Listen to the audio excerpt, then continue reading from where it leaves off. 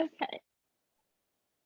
Hello, hello, hello, everyone. How are you? Hope you're having a fantastic, fantastic day, and may peace be upon you. And thank you for joining me today. Your host, Dr. Izdiha Jamin with the show. Yes, I can. And today I have the fabulous, the trendsetter, the inspirational Bianca Barratt, who's a senior contributor at Forbes and a freelance journalist. And she's also a very, very savvy businesswoman since the time that I've met her. So, Bianca, welcome, welcome, welcome. Thank you so much, Izzy. I'm so happy to be here. Thank you. And Bianca and I think we met in roughly about 2018, 2019, something like that. Bianca was giving a training that I attended to. And that was like the first time that I met her. And then since then, we've been collaborating on many different kind of projects. She started off as a teacher in London, just like me. I was a teacher in Bristol. Then she transitioned into working in journalism, heading a team at one of the top publications in England.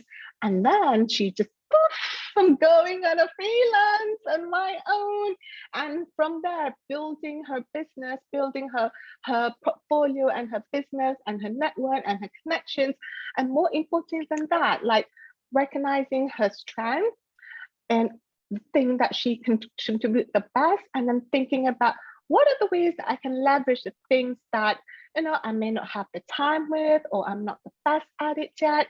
And that's why we work so well together in collaborations. So Bianca, let's start from the point of being a teacher. Now, people would say it's a lifelong profession. I think you still are a teacher within you. You still teach other women in different capacity than before. So tell me, what was the game changer or the turning point in kind of shifting from a teaching profession to journalism? Because who could say no to those gorgeous faces that you see every day with the children at school, right? Well, the thing is, this is probably not a good thing to say, but I always knew I didn't want to be a teacher forever. I come from a family of teachers. I think it's definitely one of those professions that can often run in the family, a bit like being a doctor or being a lawyer. There seem to be certain jobs that lots of people in the family end up having. So my parents were both teachers, and having done various other jobs, having left university, I always knew I wanted to be creative, but I got to a point where I thought, well, I don't have any employable skills. And in a bit of a panic, I decided if I get my teaching qualification, it means that when I go off and do all my creative things, no matter what happens, I'll always have this qualification under my belt. So I kind of went into it knowing I didn't want to do it forever. And I definitely think the best teachers are the ones who for them, it's a vocation. So they feel called to teach children and young people.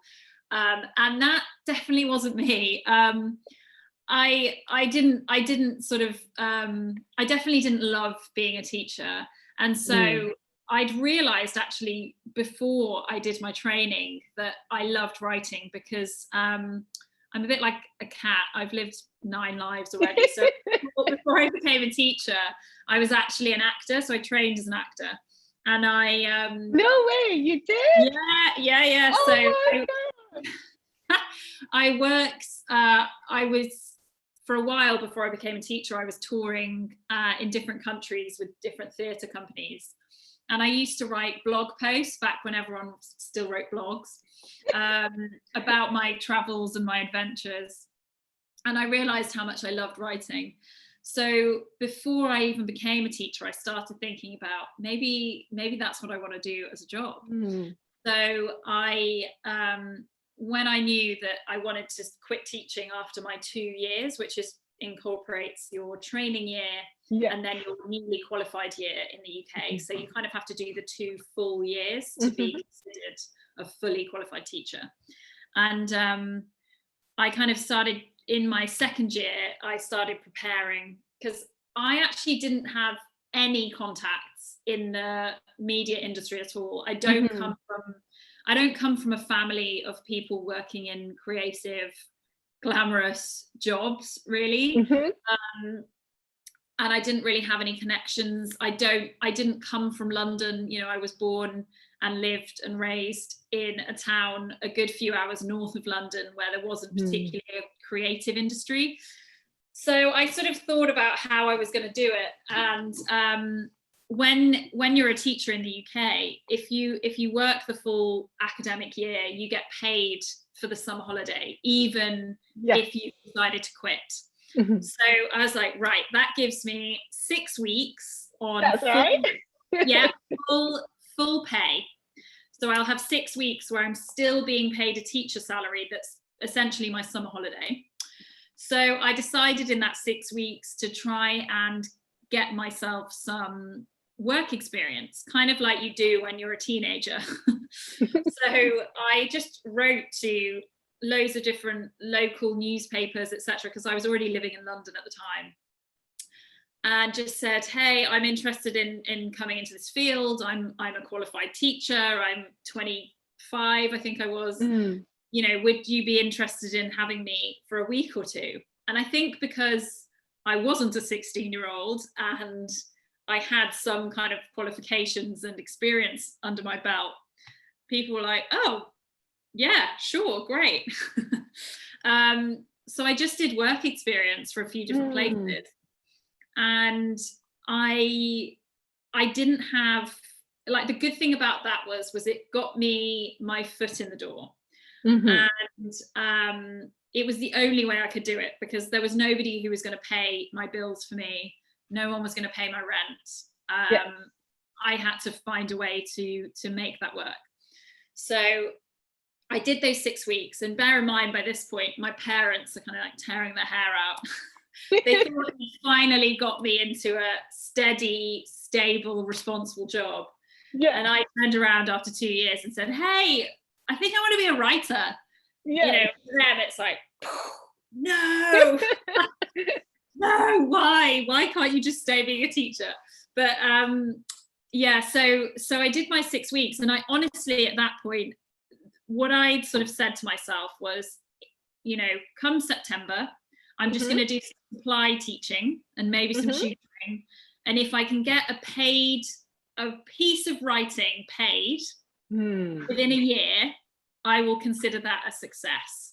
So I had a very low bar for myself. And when I was on one of the pieces of work experience I was doing, I went to review a music gig for this paper.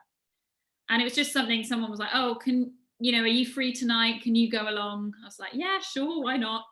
And while I was there, I met a woman called Amira Hashish, who was an editor at the London Evening Standard, which is London's one of London's biggest newspapers. And we just got chatting and got on really well. And I sort of told her, and she said, oh, we actually have a position going on the lifestyle team, which was her team. You know, would you be interested in applying? And of course, I was like, yes, absolutely, of course. And so I had to apply and interview and send in writing samples, and I had to go in for a sort of trial day.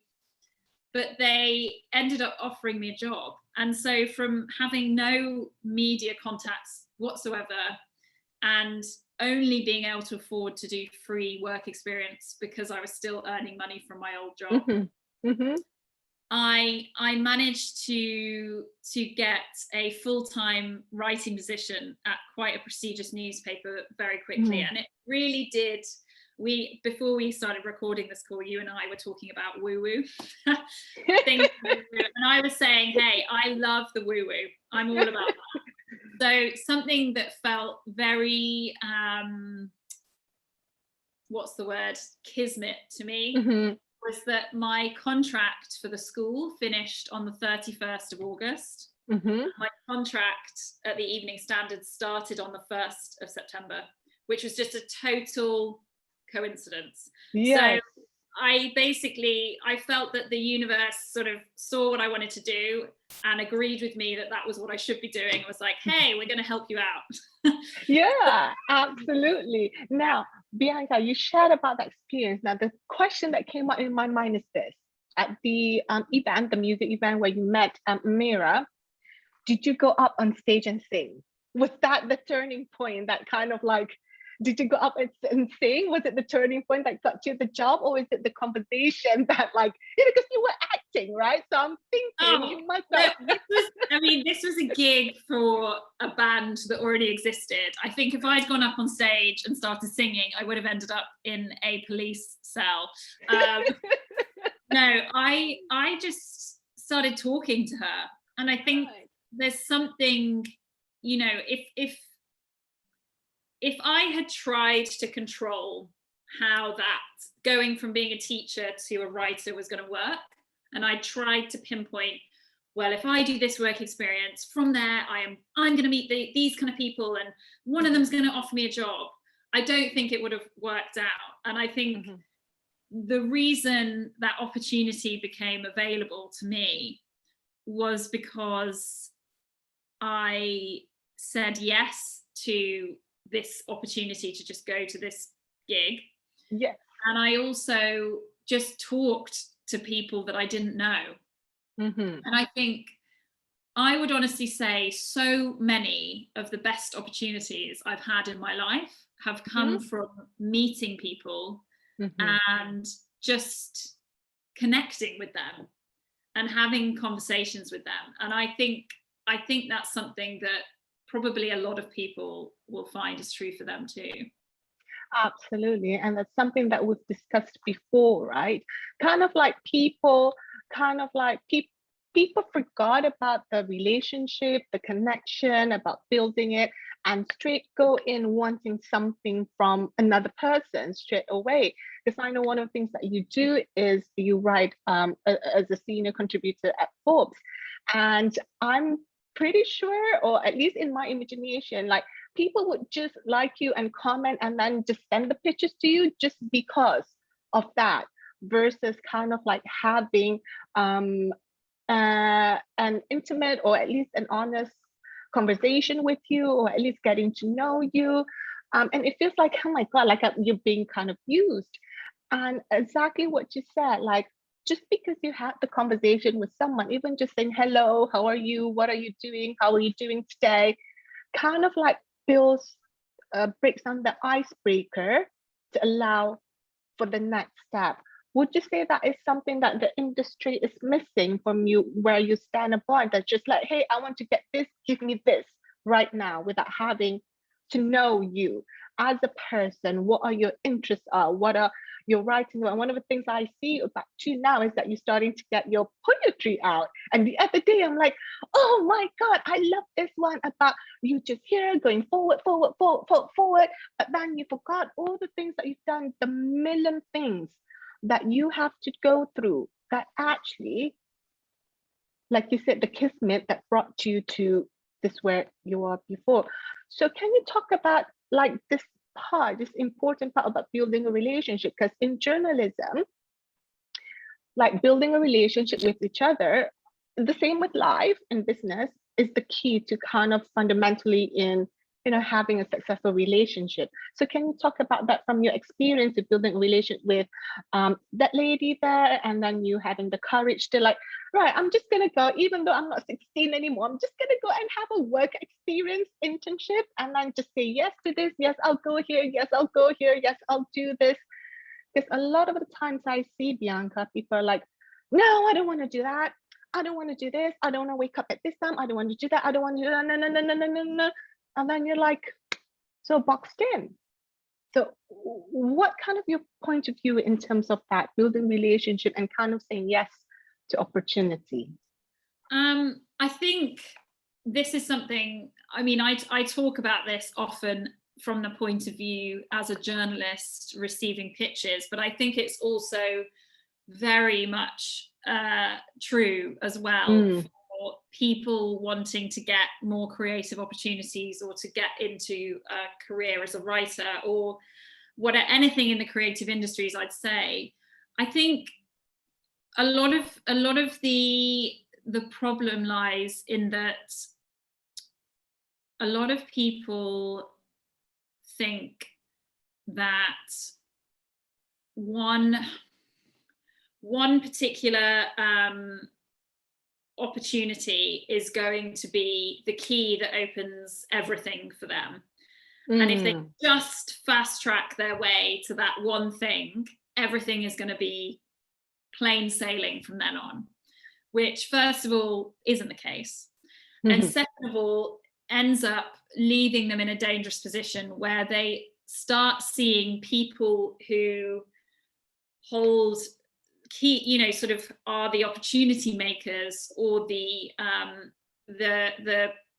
people who can give them those opportunities. They sort of stop seeing them as people and just start seeing them as the opportunities. So I don't think I articulated myself very well there at all. Essentially what I mean is, particularly as a writer, so often people pitch to me, but they're not really pitching to me. They're pitching to this idea they have of what I can give to them. And so they forget that I'm a person, and they don't try to connect with me on a personable level. They just want to get my attention so that they can exploit an opportunity they think I can give to them. And I think that's the case, as I said, that's me giving an example as people pitching to me as a writer. Yes. But I think it's the case for a lot of, whether you're a writer wanting to work for a particular media brand, or you're a person who's got a creative idea that you want somebody to give you a deal for or a sign off for, or whatever it might be. I think nowadays there's so much, it's often forgotten that building those relationships is often probably the most important thing you can do. And even though it often takes longer, it ends up being far more worthwhile, because first of all, you're way more likely to get what you want when you've built a relationship, because first of all, connection is really the key to any creative collaboration, I would say. And second of all, because once you get to know them better, you're far more likely to have a better idea to offer them, or to know what it is they're looking for in terms of, I don't know, taking you on in a position or whatever it might be. And so just to bring that back to me and Amira, who I met, who offered me the opportunity to apply for that job. The thing that she said to me when I got the job was, she said, I just got a really good feeling about you, because you were very warm and open, and you were interesting but also interested. And I think that is the key. It's sort of not seeing somebody as just the opportunity that they can give to you, but actually thinking about who are they as a person, what are they showing me of their interests or likes or whatever it might be, and trying to connect with them on that level. Absolutely. And I think like you talked a lot about kind of like the building blocks, right? The foundation, like this and this and this and this and this. Yes, sometimes people get it on a fast track, right? Sometimes people do, but it's kind of like building a strong foundation. And like first you got on the internship, so because you haven't got any connection, you haven't got any experience with that. You used to write the blogs when you were traveling, but you kind of, okay, let me just go here and here and here and here and here. And then as a result, you would have, I think it started off on your travel writing this blog. That's kind of like before that.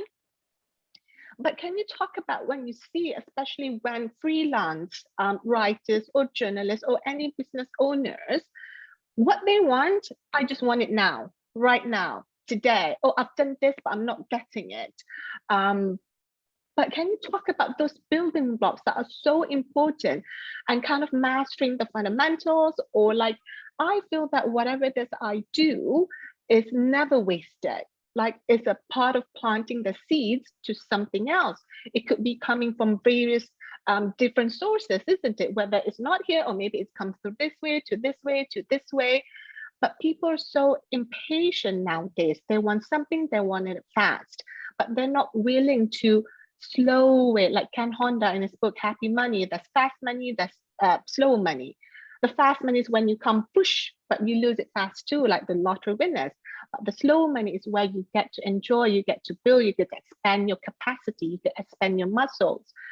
So for those who entrepreneurs or freelance writers that are building things, what would you say to them of not skipping the steps or getting frustrated because they have to do, step 1, 2, 3, and then so forth, rather than jumping straight to step 10? Well, I think, first of all, I totally understand that frustration. I mean, I am not immune to those frustrations myself. Yes. I think social media has a lot to do with that. I think we look at, we set ourselves in a comparison loop, and we think we have the score by seeing somebody's social media page, and we look at their page and we think, God, they've got everything sorted, and they seem to be making loads of money, and they always look so glamorous, and they look like they're just having a really good time all the time, and they're just getting all these opportunities, and oh my God, I'm the same age as them, and I haven't achieved half as much as they have, and blah, blah, blah. And we spiral and spiral and spiral. And first of all, in reality, nobody lives without difficulty or without pain. That I think Absolutely. something we always have to remember.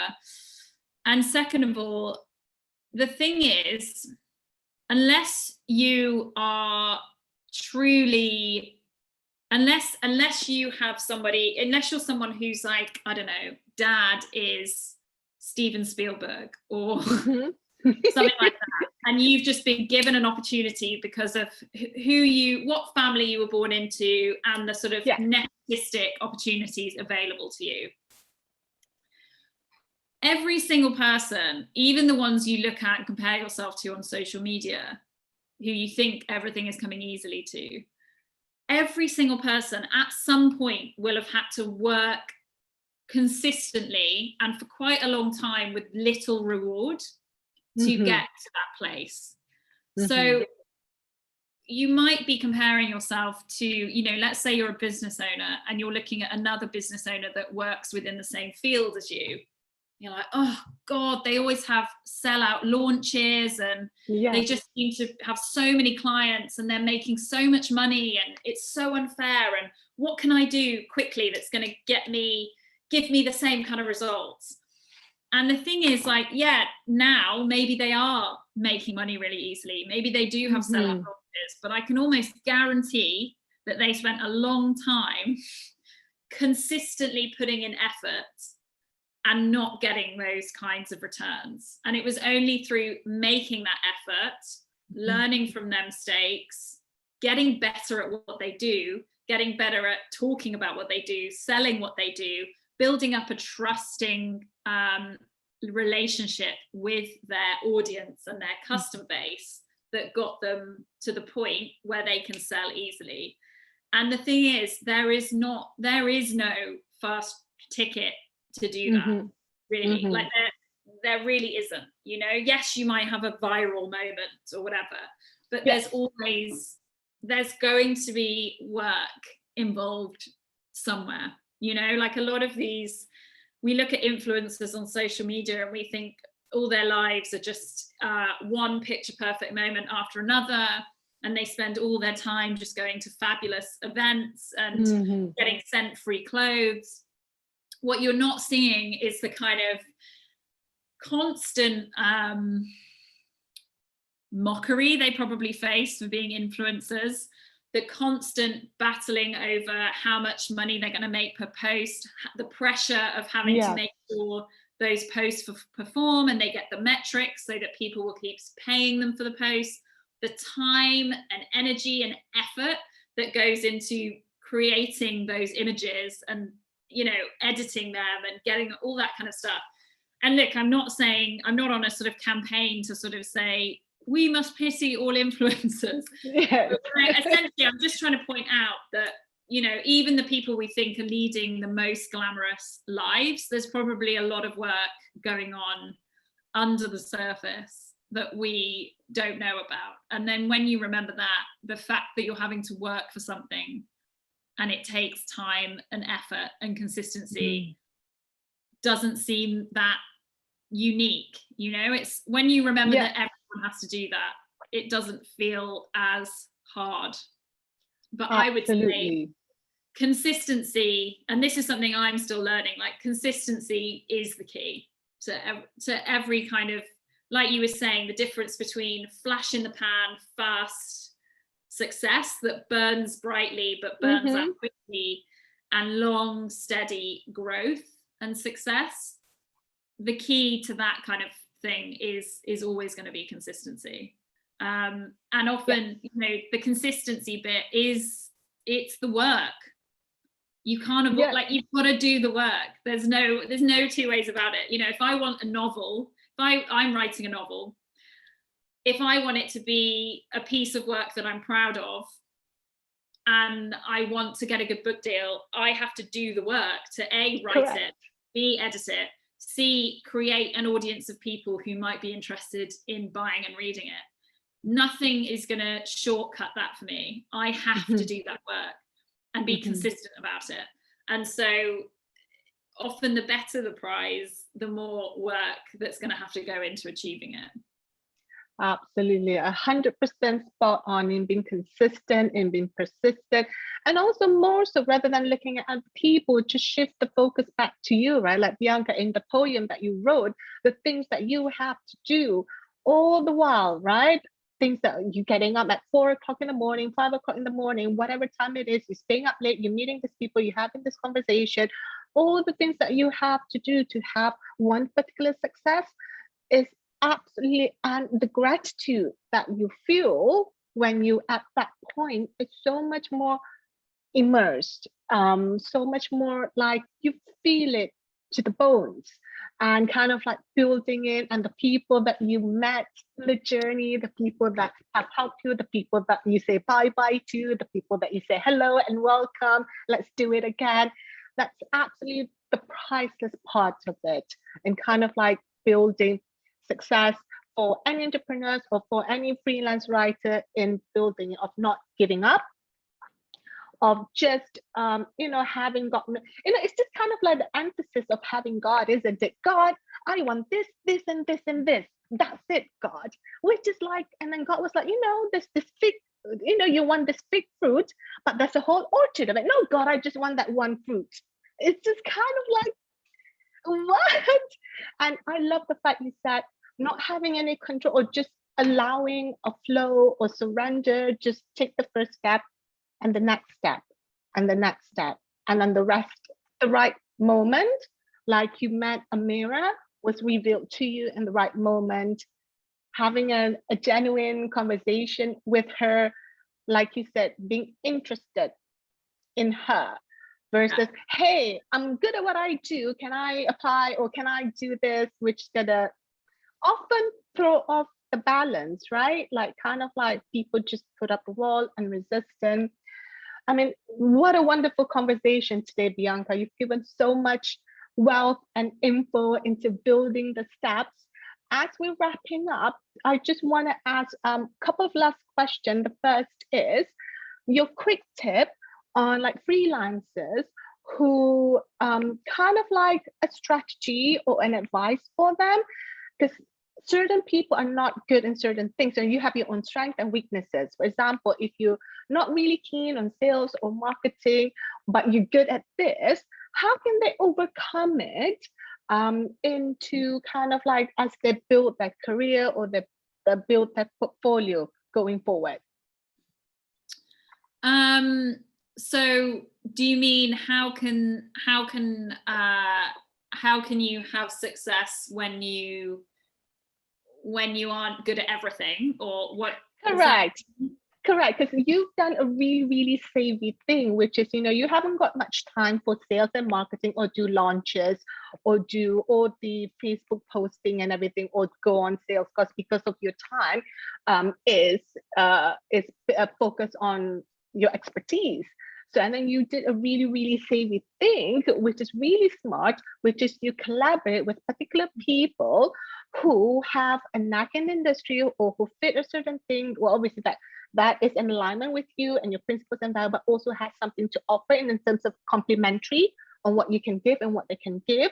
So kind of like how did that come up, or your advice? Hey, I'm not good in this, but I'm good in this. How can I go around it without having to lose myself too much, or at least like you, collaboration with others? Good question. I think, first of all, get really clear on the work that you really want to be doing. So where it is that what your kind of long-term vision is. I think in the short term and medium term, a bit like going back to this consistency sort of conversation we just had, there are probably going to be some things you have to do that you don't particularly enjoy. Yes. But I think if you find that your whole day is taken up with stuff that you're not enjoying, it's probably time to reassess. But I think something that is worth doing is if you have an idea for a way I think look at your skill set, and let's say you are, it's easy for me to use the example of a writer. And most of the time you want to be writing, and you want to be writing things that you are interested in and passionate about. But you also know that maybe you're working towards a long-term goal, for example, writing a book or whatever, and that's not going to bring you the sort of money you need to pay your bills right now, whatever. And my advice for something like that would be, think about, are there any areas of your skill set that other people would pay to learn about? I think that's a good way to look at it. Or are there other ways you can utilize your skill set that is not going to take up loads of your time or energy, so that you still have that time and energy to focus on your long-term goals? And I think getting creative with how you use and sell and package your skill set so that it can be bought and paid for in different ways, and you can set boundaries around the time you want to spend on the stuff that you're most interested in, but still make good money in the meantime and get some of those quick wins. I would say that is something definitely worth doing. And often figuring out the stuff aside from writing that I'm good at and not good at, or at least have the energy for and don't have the energy for, or don't have the time for, was a bit of trial and error. And I think it's totally okay to try something and it not work, and there's no shame in that. That happens to everybody more often than they probably care to admit. And I think just trying some things and then looking at, if it didn't work out, like, what is it about that didn't work? Is that something I want to try again, but using a different strategy? Or is that something I can delegate to somebody else, or collaborate with somebody else on, so that they can take up the stuff that I'm not good at, and I in return can offer them an opportunity that they otherwise wouldn't necessarily have access to for their clients, or whatever it might be. So kind of, I think just getting creative and a bit of trial and error is probably what I would say to that. Absolutely. Now, darlings, did I tell you Bianca's a really, really savvy businesswoman, right? Like kind of like figuring it out. So Bianca, last question of the day. What is one fun thing that you do that nobody knows about? And you can't say going to bookstores because we know about it. So what's one fun thing that you do that people don't know about? So thinking about this, I'd say probably the most curious or interesting one, aside from all the normal stuff, is that I read tarot. So the tarot card? Yeah. Wow. So I have several cool. decks. Yeah. And I learned to read them, and I don't really do it. I just do it for fun. My friends, if I go on weekends away and stuff like that, they always ask me to bring them. I've never actually charged for a reading because I think there are a lot more skilled people out there. But yeah, that's just something I really enjoy doing for fun. And yeah, anything kind of woo, spiritual, I am down for it. I love it. If anybody out there listening, watching, you know, if you know of any cool, fun, woo-woo things that there are to do, let me know, because I will probably give it a go. Absolutely. That's one of the things before the start of this interview. I'm like, okay, Bianca, I've got my crystal. Don't call me woo-woo, okay? Like, I've got my crystal.